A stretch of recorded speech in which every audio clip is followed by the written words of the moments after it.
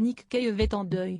Il vient de perdre son fils aîné, Jethro Lazenby, 7 ans après la perte de son autre fils, Arthur Cave. L'homme de 31 ans, né en 1991 de sa relation extra-conjugale avec le mannequin Beau Lazenby, était mannequin et s'était aussi fait remarquer sur grand écran dans Corroboree en 2007 et My Little Princess en 2011.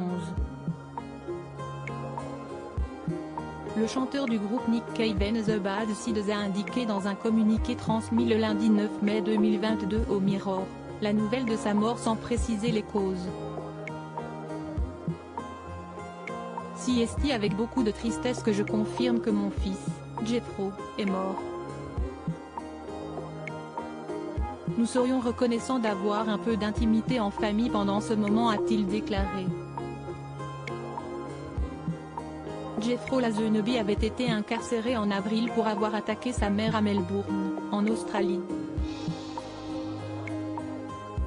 Le jeune homme qui avait été diagnostiqué comme schizophrène était sorti de prison le 5 mai.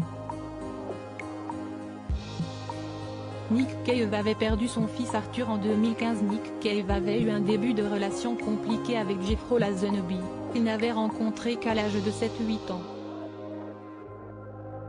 Après cela, le père et le fils s'étaient rapprochés et entretenaient de bonnes relations. De son côté, le rocker australien avait ensuite eu 3 autres enfants. Luke Cave, né lui aussi en 1991, de sa relation avec Vivian Carnero, puis les jumeaux Earl et Arthur, nés en 2000, avec sa femme Suzy Bick. En 2015, Nick Cave avait dû faire face à la mort de son fils Arthur, âgé de seulement 15 ans. Le jeune homme avait mortellement chuté d'une falaise de 18 mètres à Brighton, en Angleterre. Rapidement, un rapport avait conclu que le garçon, décrit comme toujours heureux et souriant, avait consommé du LSD, une drogue hallucinogène, avant sa chute.